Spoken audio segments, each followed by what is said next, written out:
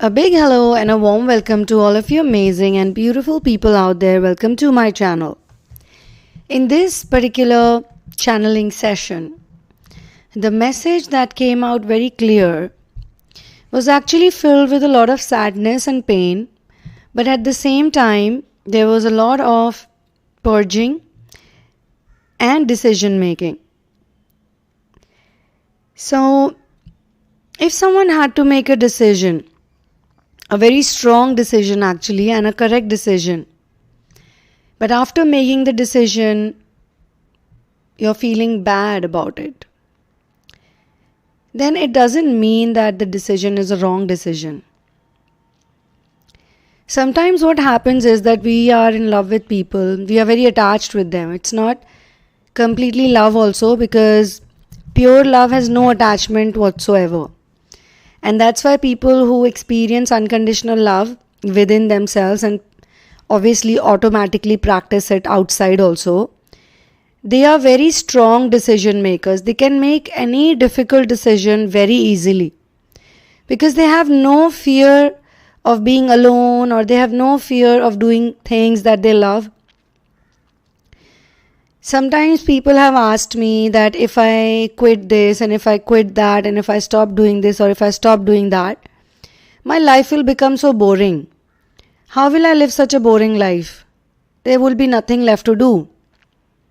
Now that's because you have been programmed since childhood and you have been taught that you need to do this, you need to do that, you need to go here, there, be friends with this type of person, fit into the society, live in a gang, live in a big group. Why? Because only then you can be happy or you can be safe. The reason why twin flames mostly, when they make some strong decision in life or whenever they're doing something good, they always feel left out and they are facing a gang against them. Their own people will form a gang or a group against them. And they'll tell them that you're wrong, don't do this, don't do that. Even those people who face the runner situation, the runner-chaser dynamic where the runner runs away, then also runner is not running away because he or she made the standalone decision to do so. No. They also want to be a part of a gang. They also want to be a part of the group. They want to fit in. They don't have the courage at that point in time to be with the twin. The twin flame, actually it's the mirror of the twin flame, the runner or the chaser, whosoever, we call that person mirror. So they don't want to hang out with that person, even though they love that person, even though they enjoy a lot with that person. Like there is a type of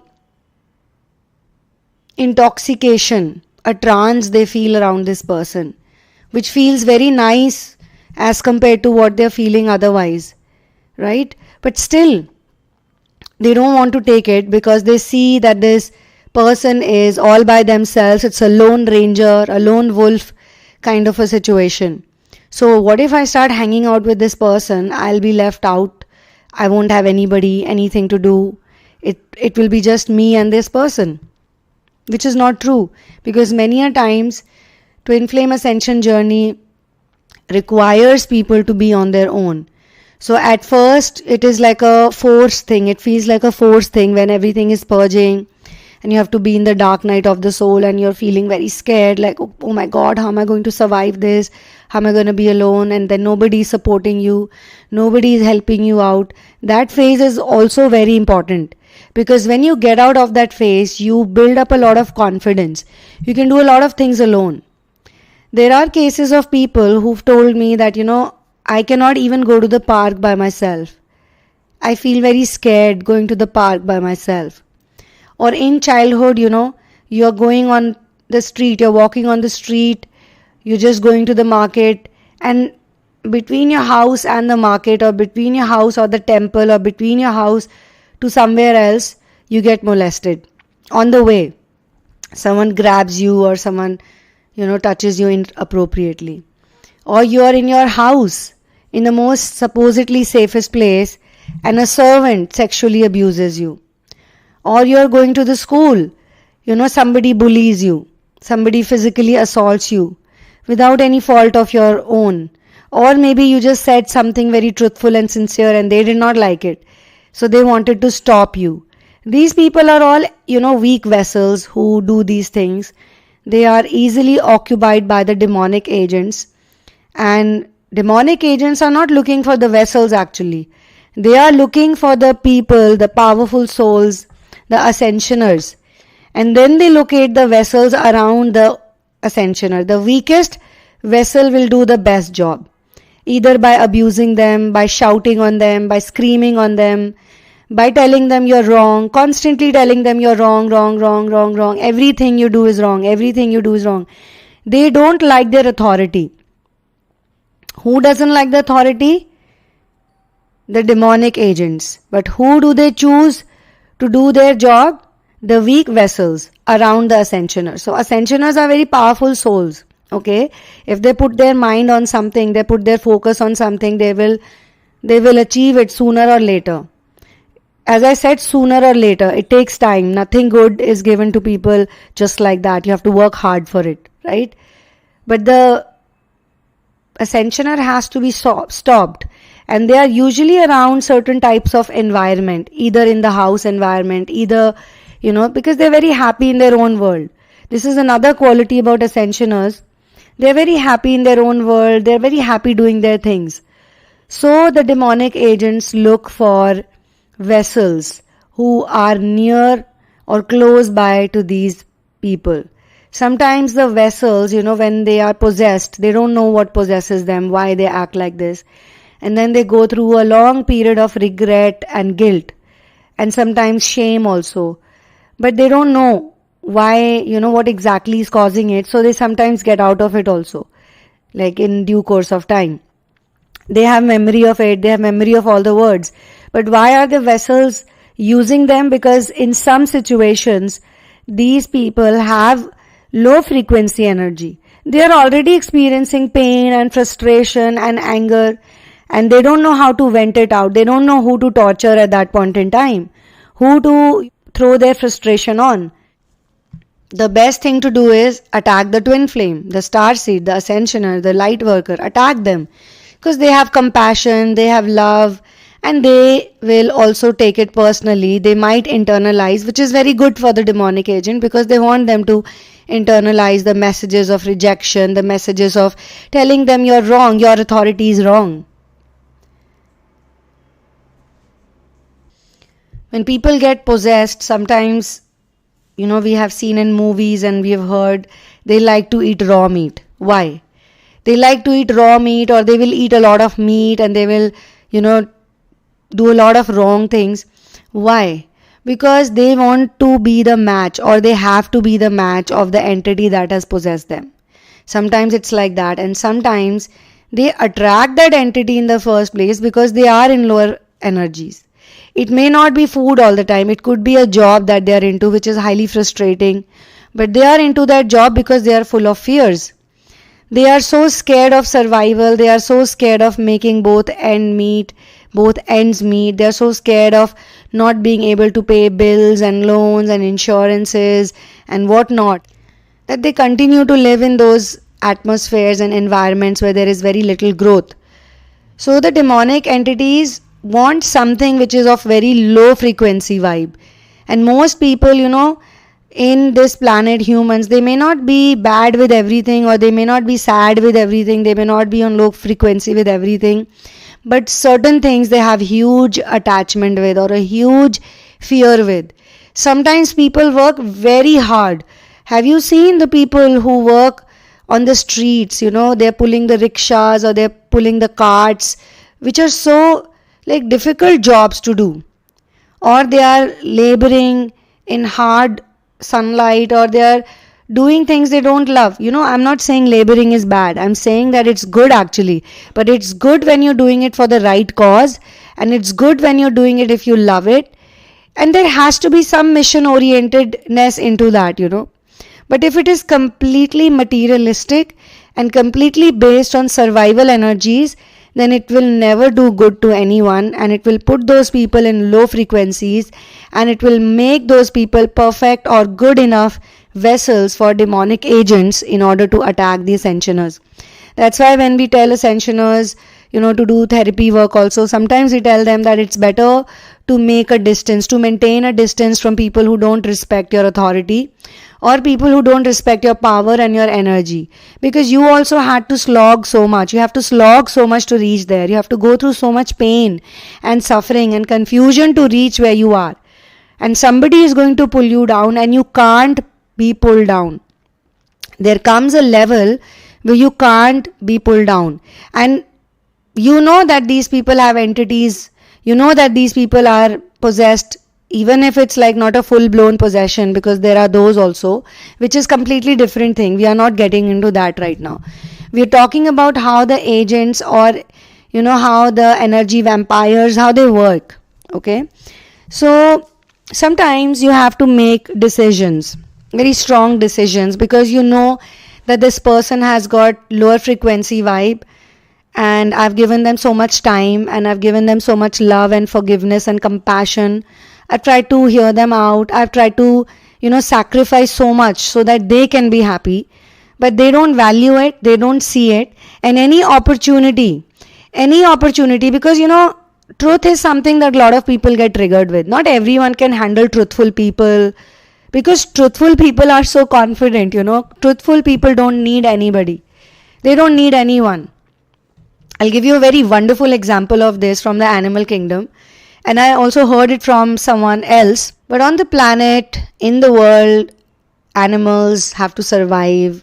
They have to survive through nature, bad weather, sometimes food and diseases. So many things are there. Yes, they are better than humans because they follow nature. Human beings, they are social beings, they say, they're social animals. Why they say they're social animals? They are also animals. Nobody should mistake this thing. Human beings are also animals. They think they are very superior, right? They think they are very superior and they can do a lot of things, but they can't actually. They need support of everybody else. So rabbits and lions were in comparison, and rabbits is a race or is a being or is a species. They're always mating. Like they start mating at a very young age and they always reproduce and have a lot of babies. Okay. They have a lot of babies because they are the weaker beings, and many other wild animals who survive on meat, carnivore especially, they kill rabbits and they eat them up, and the rabbits need to increase their population. So their job is to continuously reproduce. What is it that is making them reproduce? It is not anything else but the fear of survival and extinction. But if you look at the lion or any other fearless animal, you'll see that they don't reproduce so much. They don't have so many babies because they can live alone. So this is the principle that human beings have also followed during dark ages. Because during dark ages, the level of fear in human beings is the highest. Okay? The level of fear is the highest in human beings. So they treat women, which is actually very powerful creation of source, as a weakling, as a reproduction machine, which she can make babies. Because at that point in time, the consciousness is so low. Everybody is living on such a low frequency. Everybody is living in tomorrow.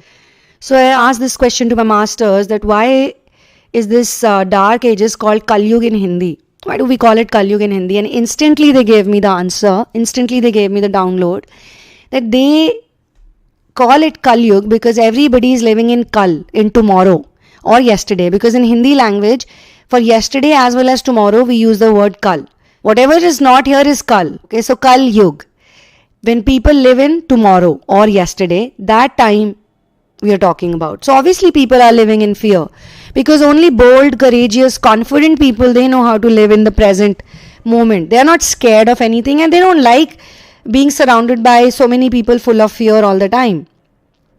Even students, even people who work on themselves, even those who do inner work, they are more stronger than other people because other people don't want to do inner work. They think it's going to be very boring, or they will look like recluses, they'll look stupid, or they'll not be having any fun. They don't know that inner work is a lot of fun. When you start going within, when you become your own friend, when you do research work, when you do meditation, when you do Naam Simran, or when you do any such wonderful activity for yourself, like exercising, eating right, so many things change, when we get into ascension and when we start doing inner work, lots of things change. And everybody can't cope up with that. Neither they can match up to the energy that the ascensioner has. So there is a level of enviousness, there is a level of frustration, and the worst thing, as I said, is that they do not want to be under their authority because their ego will not allow them. Ego does not like it. Ego does not like to be told by someone else that, hey, you're wrong. And ascensioners have this habit. They will, it's not even a habit, it's a nature, it's become a part of their nature. They will speak the truth. They will speak the truth politely later on, but initially, there will be times when they cannot be so polite about it because some people have been around them for a long time and they are also frustrated by these people. So what is the decision they have to make? It has to be with a loved one. It has to be with a partner maybe. It has to be with children. It has to be with family members. It has to be with some teacher. As I was saying, that ascensioners usually go through lots of problems initially in childhood also. It usually starts from childhood. As I said, they have a perfect world of their own. They're happy, singing, dancing, painting, cooking, playing with animals, looking at nature, being so curious, being so awestruck. And then they go to study and a tuition teacher abuses them.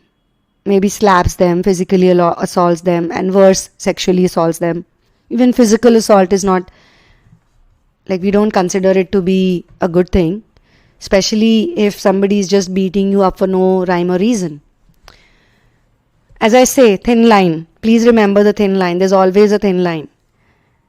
Okay? If you are involved in some kind of an intimate activity and you love that person, you truly love that person, you're not doing out of lust. It's not wrong. Naturally, you will not do things out of lust. So I'm being shown that some of you have to make a decision of going away from someone who is not in the same vibration, and you have to take some strong decisions, like make some bold moves, keep a cold face, because you have realized that these people are not changing anytime soon. Or maybe it is your attachment or love towards them. You're not able to leave them alone, you're not able to stay away from them, even if they're hurting you, even if they're wrong to you, even if they are misbehaving with you, even if they are not complying to your authority, being younger to you or being in some equal relationship with you. It could also be some kind of a work situation, and maybe it is a mental separation also that you have to do. In many cases you have to do mental separation. In some cases you have to do physical separation. In some cases you have to verbally say certain truths that they don't want to hear, but you have to say it because it's the need of the hour. It's always a response that you give to people who misbehave with you, and people who love you, people who are closer to you, the closest to you, sometimes they are the ones who betray you the most. And it hurts. Somebody on the street, a person walking on the street hurts you, misbehaves with you. How much and for how long will it bother you? You will think, it's some crazy bloke on the street who's just misbehaving with me. Or, just a stupid random person. Okay, let it be or let it go. Outsiders cannot hurt you so much. As much as people who know you, insiders, they hurt you. So there has to be a time when you have to make certain decisions of going away from people, and it will feel very sad. It will feel sad because you love them, you still have a good intention, you still say nice things about them, but they don't. They don't understand you, they don't understand the love you have for them, they don't understand the sacrifices you've made for them, and they don't understand that, you are on a mission and you're doing something much bigger than what other people can fathom right now. And they cannot fathom it too because they're still stuck in the survival energies, in the low frequency, in the materialistic energies. They are very fearful. They cannot be alone. They live in gangs. They attack in gangs as well, They sometimes attack in gangs, and it's a very strange kind of, it looks so uncomfortable kind of a life they live, but they pretend to be very happy and very sorted and, like they know it all. So they don't like it when a sincere, honest and free person, actually the problem is not with anything else but with the freedom an ascensioner is experiencing. When an ascensioner starts feeling freer, they also don't become free in one day, right? You all know that. You have been doing inner work, some of you, for a long time, but you know that yes, you do feel freer than the others. They don't, you do, and you can see it. You can see it in lots of habit patterns, in lots of behavior patterns. If you are really good with inner work, that is. Like, you also need to work on yourself. And sometimes these people may have supported you in the past because you must have been good with materialistic manifestations also. However, over a period of time, when you start realizing the illusion of planet Earth, the delusion of planet Earth, the Maya of planet Earth, you can't do those things anymore. That's where things shift in your life. So let me explain the sadness over here. I don't know who all will resonate. If you don't resonate, then you can look for some other channeling that you resonate with, the title or something else, thumbnail that draws you, or just the energy of the channeling. But there is a sadness that the ascensioners are going through. Some of them are going through who are in inner work. And when I say inner work, dedicated inner work is what I'm talking about. Because they need to let go of some people who they really love. Who they feel that, I've given my best to these people and I have probably done wrong by giving more than best. Maybe they don't deserve it. They don't deserve my presence. They don't value my presence. They don't deserve my presence. And due to my attachment or due to my connection with them, biological or relationship wise or work wise or anything else, friendship maybe, friendship of many years, you were friends since childhood or you were friends for like last 15-20 years. But every time you be with them, you hang out with them, you feel very drained. You feel they've used you in some way. They've sucked out your positive energy and they've left you empty, like an empty person. They've taken away so much from you. And they always come to you when they have nothing, nowhere left to go. So they come to you because they need to replenish. They have a habit of sucking out your energy, which you never knew. You did not know for so long. You did not know for a decade. But now you know. So you don't want to be around those people, those biological connections, those relatives, those maybe so-called friends and neighbors, and you don't want to interfere also in anyone's life because you feel that this, interfering in so many people's life or bothering about what other people are doing is like a mental disorder. Don't want to do that anymore. You have pretty much a lot of things of your own to do. And the more you do inner work, better inner work, the more mission oriented you become, you'll never have free time as such. Because you will be doing what you love, so why would you need free time? And you will not even feel like the doer, so you'll not get tired. You'll have lots of energy all the time. Universe, source, masters will put you in such, regimes and routines that you'll be full of energy, very gung-ho. You'll sleep on time, you'll sleep well, you'll eat good food. You'll have good health also. You might fall sick here and then, but it's okay. You'll snap out of it very soon. So there is a feeling of pain and sadness and heartbreak because you really wanted these people to, step up and come up to your level. But frankly, you don't see that happening and it feels really horrible when they disrespect you all the time. You don't want to care about their disrespect or you don't want to care about their, abandoning you or cutting you out from their circle or their life or anything else they do, but you don't like the fact that they are suffering. And maybe when you go away from them and you're not in their face literally doing all the amazing things and making them feel bad about themselves, maybe they'll think about it in a different way. They'll ponder over it and they'll probably regret it. They'll probably feel that not everybody is the same. People are different and people have different choices and they have different likes. Somebody likes to do materialistic things because that's their choice. Somebody wants to be, married, have children, have family, have this, that, have a certain type of job, wear certain type of clothes. But maybe someone close to you is not like that. We need to respect that. We don't have to create problems for those people who have actually created only luxuries and comforts for you. They don't get that right now. They don't see. They cannot see. And I am not making this channeling for those people who are hurting my ascensioners and my starseed family members. Because personally also I feel very bad for my family who are starseeds, who are my soul connections. Some of you may not ever meet me, or I may not ever meet you, but I know that you're here and you're doing inner work. I feel your pain sometimes. It's there. I can't explain it in words how I get to feel it. But I know some of you are going through a lot and you don't deserve it. You don't deserve to go through that.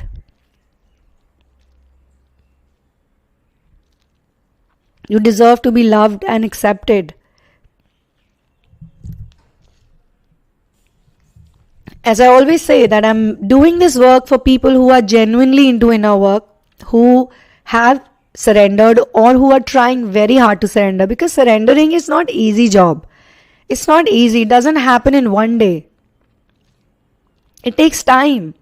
It takes a lot of sacrificing. It takes a lot of effort. You have to leave so many things. And imagine, you have to be all by yourself. You have to be a lone ranger. You have to be a lone wolf in the jungle. You have to be all by yourself. And that takes a lot of courage. And I don't want anybody, any such person, to get demotivated by the vessels who are just creating problems. They don't respect, they don't love, they don't understand the world that you're trying to build, your ecosystem. All they do is humiliate. All they do is disrespect. All they do is pull you down. Then I have to be more on the side of my soul family, people who are doing mission work, people who are here on this channel because they love the content, because they've told me that this type of content they don't get anywhere. There's not even a single channel who's doing these things. And I'm not telling you that everybody is inferior and I'm superior. All I'm trying to say is that I know you resonate with someone who had to face the fears, who had to hold the hand of Source when nobody else was there. And I want you to connect with Source and your masters and your spirit guides, because they really help all of us. They help all of us. And there are people who are here for this specific mission, is to raise their vibration and to become who they really are, their authentic version. So anybody who tries to stop you, anybody who doesn't understand you, sooner or later you have to decide to give them some time. Either you give them some time, a break, a long break, or you just cut the connection, because there's nothing else you can do. You can't wait for 20 years of your life for those people to come up to your level, to accept you. They don't accept you, that's the problem. They don't accept you for who you are. And you're wasting your time and energy and your whole life being a slave to them. You don't have to be anybody's slave anymore. Sometimes you have to also go away to strengthen your own inner work and your practice. You have to be on your own. Very big masters and saints also, they would go away for 6 months, 7 months, for a year, and they'll not tell anybody where their location is. That's because sometimes it becomes very overbearing. The expectations and the attachments. People want, them to be, people want you to be like them actually.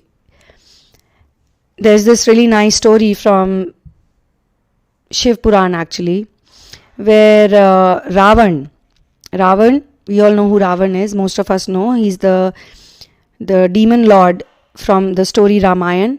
He was the one who was opposite, the villain opposite of Sri Ram. But there was a time when he was praying to Shiva. He used to pray to Shiva.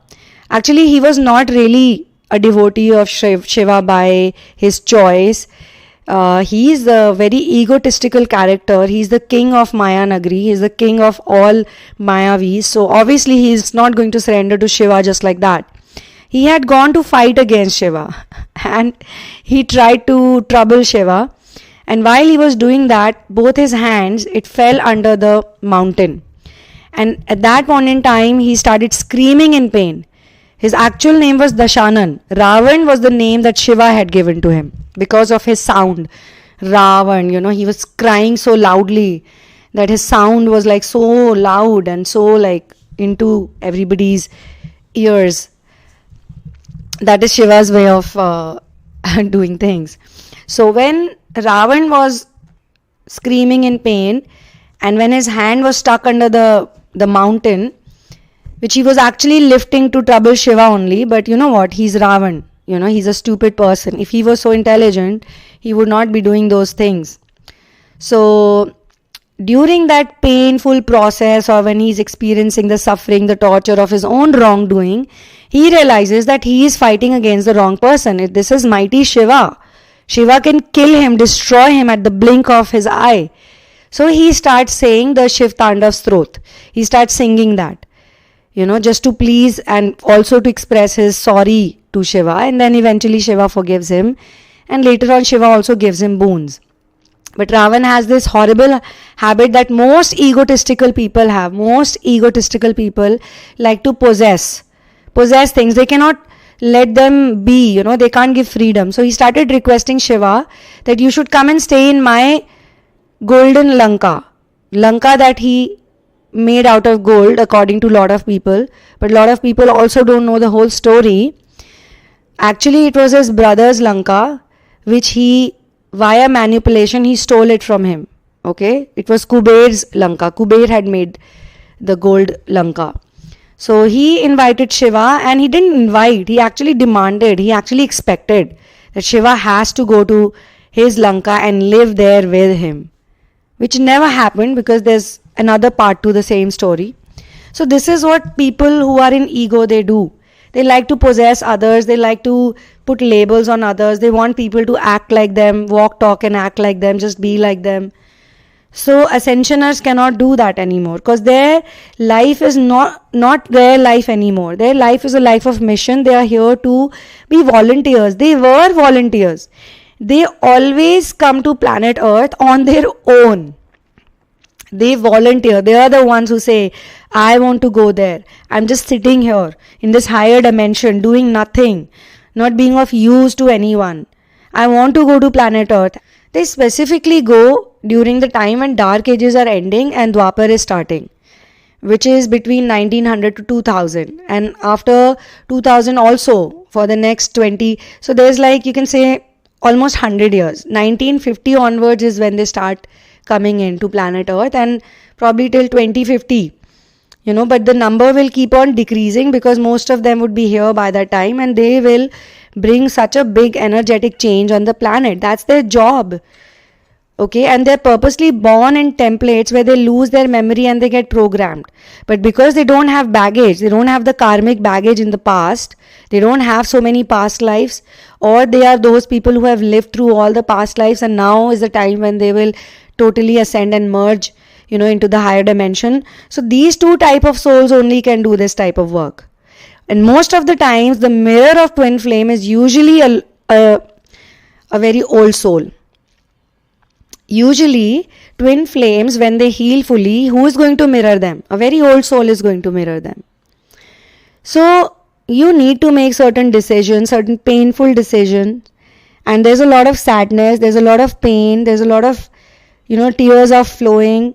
I can sense it's not just a single person's pain, it's a collective pain. And then you must be thinking that, I'm making such a solid decision, such a strong decision. What should I do?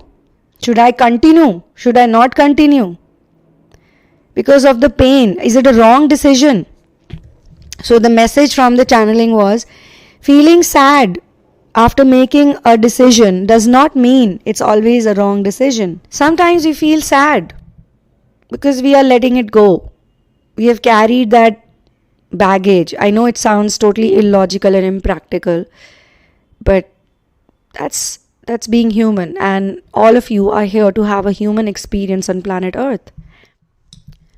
For your personal situations, you can check out the description box. The link to PayPal is given for all those people who want to book a personal session or get into therapy.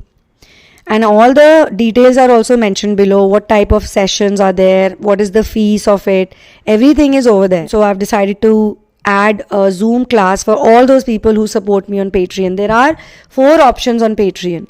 It's not necessary that you have to take the one which gives you a Zoom class, but it's just, I feel like, saying that yes, you can opt for it. Anybody who chooses this particular tier, they will get a Zoom class every month. So it's not just one class, it is a continuation thing. I'm also coming up with some really cool merchandise for those people who don't want the class but they just want to support me. So in exchange, I want to give them something back. And that will come very soon. So keep an eye on that part also. You can get my book In the Name of Love, which is based on the journey of finding your ultimate soulmate. It's on Amazon. The link is given below in the description box. And one more thing, actually 2 things. One thing is that every time you book a session, a personal session or a therapy, please write to me immediately that I have booked the session and hi, this is me. Sometimes you don't get the access to email address or other information of the sender because, I don't know, that's how PayPal is, or they'll show an email address which is unverified, so nobody replies on that. So I don't want to get into the situation where you're thinking that, oh, she has not replied to me yet, she doesn't want to do my reading, and then it will create a whole lot of chaos over there. So it's best to just write to me. Any which way, it takes at least 24 hours for your fees or your request to get processed on PayPal. That's number 1. Number 2 is, please do not share your twin flame journey in advance with me. There's a lot to talk about when we connect, and there are a lot of things that I pick up on without you telling me, and it's best that happens. So let me pick on your energy on my own, and whenever I ask you, then you can tell me. So all those people who have taken personal sessions, most of you know how this works, but those who haven't, it is for those people. So thanks a lot. Yes, I'm with you guys and girls. That's why I'm making this channeling. You're not alone. Don't consider yourself to be alone. If people are not understanding your standpoint, they don't get where you're coming from, they don't see, your side of story, and they don't see the pain that you have gone through. It's okay. You don't have to expect everyone to understand that. You need to forgive people all the time. But, there are times when you have to forgive them, but you also have to walk away from them. It's for your soul, because, your body is a temple and you're a soul and you're on a mission. You need your energy for mission work. You need your energy for inner work. You can't keep getting pulled down all the time, and you don't have to share with such people. Better is to not indulge with them, entangle with them. Better is to take the higher road and just walk away from the drama. Walk away from the drama. Love people from the distance. Sometimes some people need love, but they also need distance. Distance is also love. Separation is also love. This only those people will understand who have started surrendering and they have started experiencing something better, more freedom within themselves. They will understand that separation is also the greatest gift you can give to some people. Really. So on this note, I'll see you soon in another one. One love and peace out, and Jai Shri Ram.